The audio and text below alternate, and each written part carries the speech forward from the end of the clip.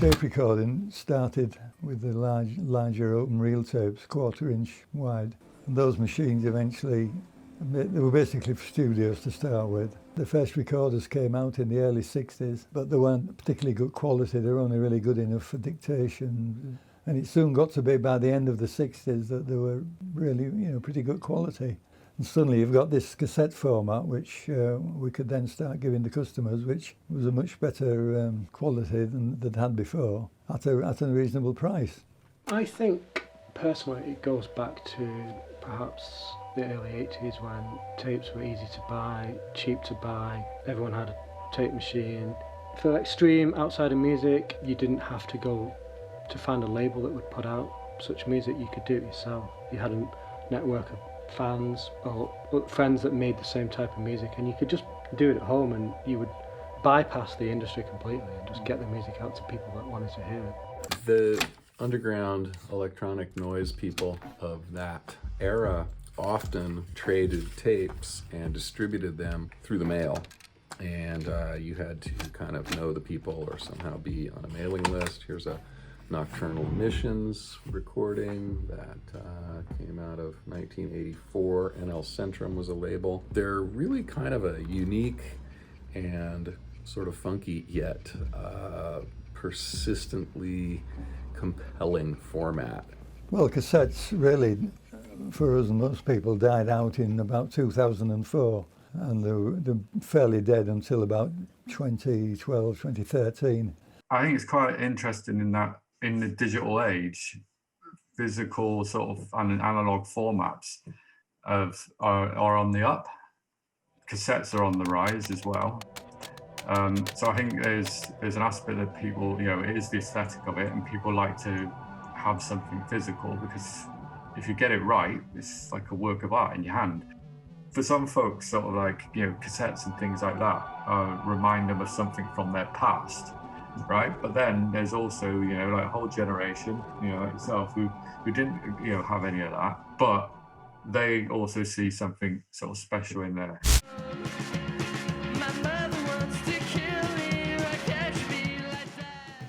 I think it's like a bit of a nostalgia thing, but it's also like a lot of people. I sort of grew up with cassettes from my parents because we had a couple lying around the house and all that, but I think maybe some young people might not know what a cassette is, and it's quite interesting to look back and just be curious about what different formats there are to listen to music on. I mean, at the start, a lot of people came to the shop and they thought, oh, that's curious and quirky, that's why we want to look at the shop. But now there's a lot more people that come in just for the tapes. So it used to be Afflex customers coming for Afflex, stopping by the tape shop, and now we've seen a kind of a rise in people coming not for just Afflex kind of stuff, but directly for the tape shop and then going to Afflex for the rest of the stuff. So that's kind of been a nice change, and it's definitely something that's only recently developed. It's been obviously a massive explosion in the past 3 or 4 years where there's thousands of tape labels now. It's got to be about costs as well. Do you know what I mean? It's really, really cheap for small labels to put out a run of 50 tapes, you know what I mean? Sometimes it's less than like 120 quid. And you've got something physical there. And whether people buy it or not doesn't really matter. It's your contribution to the whole, the discography of the world, to put it a bit like a hippie. It's not something that's gone away. It's just, I feel like in recent years, the spotlight's been shone on it for more mainstream appeal. To be honest, this probably is Guardians of the Galaxy. Wonder Woman 1984, films probably, 80s kind of pop culture coming back into the mix. The key things that appeal from a label and an artist's point of view are obviously that you can do very short runs and you can maintain control of that, and also the turnaround time. If you wanted to put out a vinyl record, you're looking at 6 months, and obviously a huge environmental footprint associated with that. With a tape, if you've got the artwork and the masters ready to go, you can put it out within 2 weeks. The other big thing from a label and an artist's point of view is that you've got so much scope for creative customization of what you're doing. You've got control over the tape shell, how you print that, the stock you use, the J cards that you use, any inserts. You can make a really beautiful artifact. Because it's a low risk way of releasing music, I think people feel able to take more risks in the music as well. It is actually the cutting edge. It's the it's the most out there stuff that's available, and I think that's part of the what people love about it. For a lot of labels and a lot of musicians, it's something you can palm and be like, here's my sound, and you pass it to someone else and they have it in their hand. Do you know what I mean? It only takes up a small space. There's just that instant communication of here's my art almost, and here it is perfectly bundled together for you to take away. Well, it's definitely the pint size helps at gigs. If you're coming home drunk from a gig and you haven't got space in your bag or in your pocket, it's a bit easier to fit in there than a vinyl or something. Yeah. Even pressing a record, even pressing a 7-inch single, you might have to save up $1,000 or $2,000 to do a real short run. With cassettes, a few $100s, you could have a professional looking printed cassette out in people's hands. So you can really make like nice little cards and add like stickers and stamps and all that on the cassettes and like really personalise them, which is really nice. Yeah, and we can make them ourselves. There's loads of different ways to do it. What you could do is, and what I know some people do is just buy the blanks and then just run them off at home. Then I'll like set up, I'll lay out the side A and side B in Logic, and then I'll get my audio interface, hook it up to the tape deck, press record, go have a coffee, yeah, and do that 50 times. Get the J cards in, and you're away. Yeah, that's it. Isn't it 100 times because you got to keep? Oh yeah, 100 times. It's taken us 15 releases to work out how to get the best product that we can produced, and that takes a lot more time than if we were getting it all done in one place. But then, we're doing it as a hobby. We're not doing it as as something that's a profitable business. As soon as the music is ready, yeah, we kind of do it ourselves. We make a master, and then we have a duplication system, put it into the duplicator and make quite a few runs of tapes. We could go up to 100 runs in our duplicator, so it's quite simple, and then sell them in our shop, market them quite well. Well, in our shop, as best we can. And I go from source to tape, so from my computer to a tape deck, individually dubbed in real time. It's quite time consuming. As soon as that tape's out, the next release goes on the machine, and then the process is going on. I should be dubbing tapes right now, really.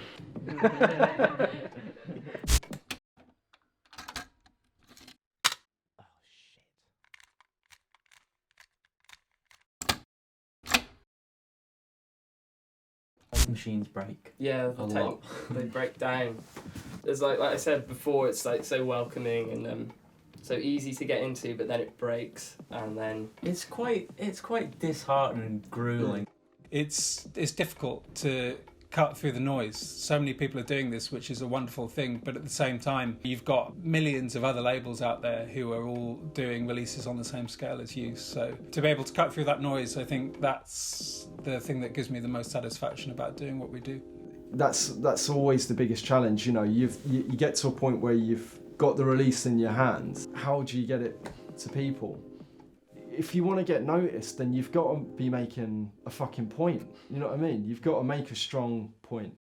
Even though I'm not kind of like aiming at pop stardom or whatever, you still want people to hear the music, and you still want people to get excited and interested in it. For the bands that I am doing vinyl records with, the music works on that format. It's just, I guess it was just more about me taking the label more seriously and taking a bit more of a risk.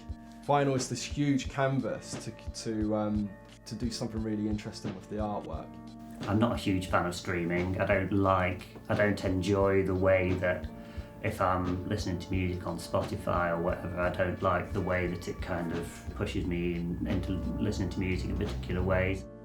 CDs, everybody remembers from their childhood scratching and breaking and smashing, so I bought most of my music when I was a kid on CDs, so I know I hate CDs. And I didn't buy many tapes, maybe one or two, but so I don't have any bad memories of them. Probably a lot of people still do.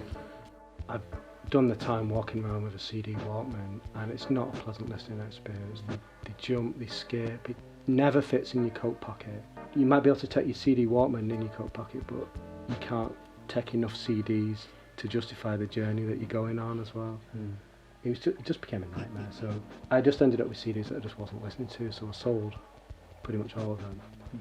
the cassette, the entire label has been sort of one of the most rewarding life experiences I've ever sort of embarked on. Do you know what I mean? And it's only helped me to become a better musician and to play with more people, and it's really organically created a community around it. So, you know, I tend to be quite friendly with other labels, and we will sort of exchange, you know, our own tapes and stuff like that, or I'll see what they're putting out and I'll buy copies, because essentially we are all outsiders at doing it, because I was exactly like you when I was at school, you know. It was just me and a couple of mates, right, you know, listening to Dead Kennedys cassettes or something. A community of outsiders. The most obvious and important way that tapes impact my life is a pure depth of music that they've introduced me to. The relative cheapness of tapes allowed me to bulk buy or blind buy lots and lots of just bizarre, interesting stuff. A sort of great deal of forgotten independent groups exist solely on tape. Tapes have impacted my life in a variety of ways, really. I mean, first and foremost, I really enjoy the collecting, but also the kind of DIY aspect of dubbing. It's very much a hobby, more than just the collecting aspect. It goes much further than that, in my opinion. When the first few tapes came back that I released, I just loved the sort of sound quality. It has this sort of really nice saturation. Sometimes it can really change the character of the music. Where it's actually part of the thing is you know, is the music going wrong essentially in some ways. How you consume music is very personal, and it's so important that you do it in a way that works for you. You know, you might listen to something one day and absolutely hate it because you're stressed out, you know, you're thinking about work or something. It's important how you consume these things. When you find an album or a piece of music that really means something to you, it's a very deeply personal thing, it's very therapeutic. And that's part of the appeal of cassettes too, is that it makes you take time to actually sit down and enjoy the music. I mean, there's this thing with like digital and analog, and at the end it's like, you're always gonna have both. It's never gonna end. Some people's gonna use it for sure. Just a quick Googling will tell you that stats for buying tapes is increasing massively, like it's going off the scale. So I think it's definitely a healthy format for a long time to come. What's the future of cassettes? Well, I think at the moment it's looking quite good and probably will continue to rise until either it becomes out of fashion or something else comes along. But you can't really tell.